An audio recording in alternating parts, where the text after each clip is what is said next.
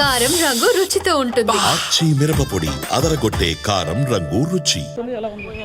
ఇప్పుడు ఇక్కడ మాత్రం 3 బిల్డింగ్స్ ఉన్నాయి. ఇంకా ఎక్కడెక్కడ ఉన్నాయి మేము పరిశీలిస్తాం. శాఖల మధ్య కోఆర్డినేషన్ ఎలా ఉంది సార్ ఓవరాల్గా? పర్ఫెక్ట్ కోఆర్డినేషన్ ఉంది. Police, revenue, disaster management, NDRF, SDRF, civil defence perfect coordination ఉంది.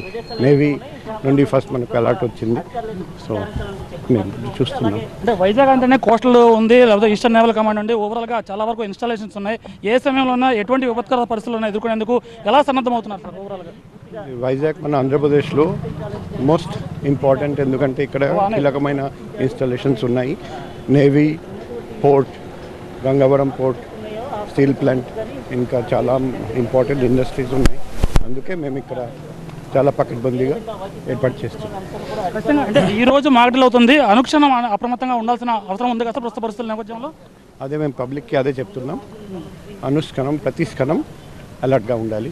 ఏదైనా సస్పిషియస్ వస్తువు కనిపిస్తే వెంటనే పోలీస్కి సంప్రదించాలి. ఇప్పుడు ఆల్రెడీ అపార్ట్మెంట్లో ఉన్న రెస్క్యూ ఆపరేషన్ జరిగే ఎవరైనా చిక్కుంటే ఇప్పుడు ఏం చేయబోతున్నారు నెక్స్ట్? ఇప్పుడు పరిస్థితి బట్టి మేము చర్య తీసుకుంటాం, రెస్పాన్స్ బట్టి.